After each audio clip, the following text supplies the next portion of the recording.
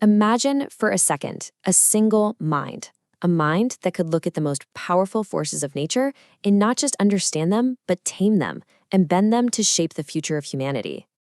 This was a man who harnessed fire itself, who saw heat not as something to simply use, but as a tool to forge the very steel backbone of the modern world we live in today. And as if that wasn't enough, he then turned to the invisible, crackling force of electricity, and with that same incredible vision, he wove a web of communication across the entire globe, basically giving the planet its very first nervous system. But here's the thing. This titan of industry, this absolute visionary, his story doesn't start in some grand laboratory. It starts with a devastating family tragedy and a single-pound coin. This is HiTS, History's Inspiring Tales. Today, we delve into the remarkable life of a man who saw the world not as it was, but as it could be, Carl Wilhelm Siemens.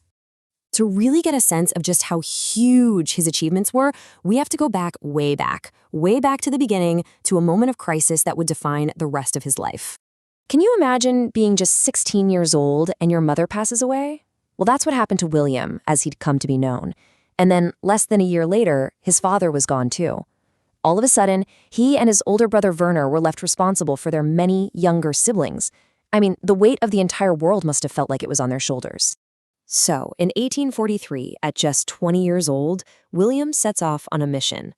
He travels to London, the industrial heart of the world, with just one goal in mind: sell one of his brother's inventions to support their family. His whole trip, this massive gamble on their future, was financed with a single pound. That's it, £1. You know, that incredible pressure forged an amazing partnership between the two brothers. Werner was the out-and-out genius inventor, always coming up with new ideas. But he was smart enough to know that his younger brother Wilhelm had unique talents of his own. So they made a pact. Werner tutored Wilhelm in advanced math, and in return, Wilhelm focused on mastering English. It was a deal that paid off in spades, with Wilhelm becoming the perfect agent and businessman for Werner's genius in the English-speaking world. He successfully sold that first patent, and instead of just heading home, Wilhelm stayed in England, and it was here that his own scientific brilliance really began to take center stage. And it all started with a totally new way of looking at one of nature's most basic forces. See, back in the mid-19th century, most people thought of heat as this kind of invisible fluid, a substance that just flowed. But Siemens, he grabbed onto a revolutionary new idea, that heat wasn't a substance at all. It was a form of energy. Now, that might sound like a small distinction, but it changed everything. It meant that heat wasn't just something you use and then lose. It could be captured, it could be saved, it could be recycled.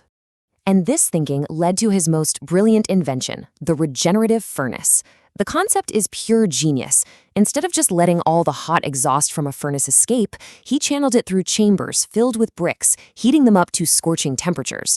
Then, and here's the clever part, he'd reverse the flow. So the cool air coming into the furnace had to pass through those hot bricks first, getting preheated for free.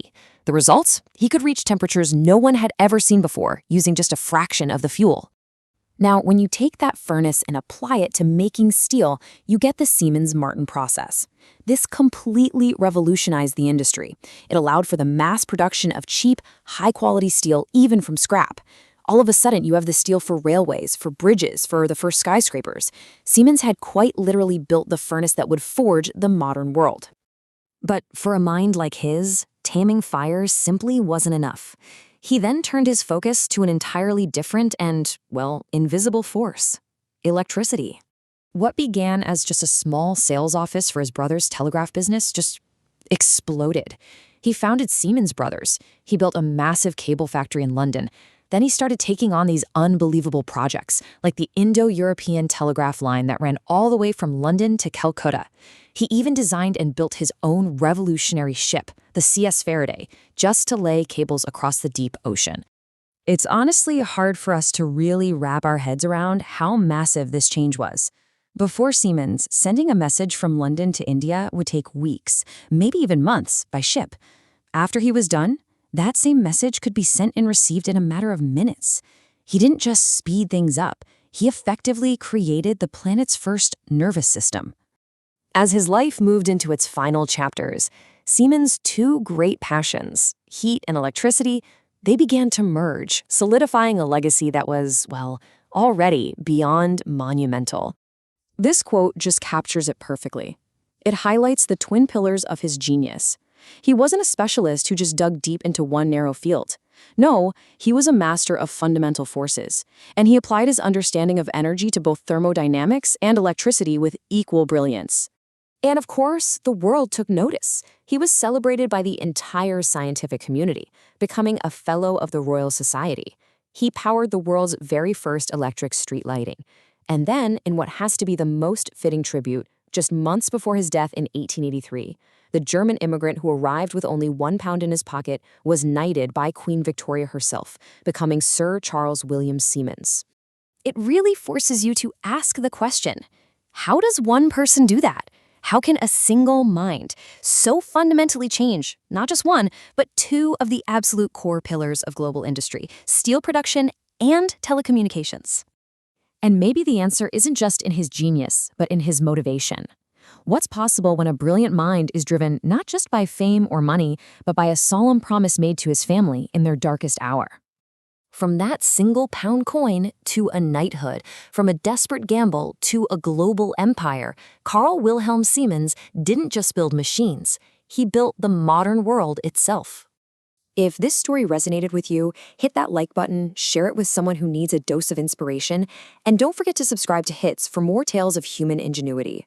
Until next time, keep exploring, keep questioning, and keep believing in the power of your own persistence.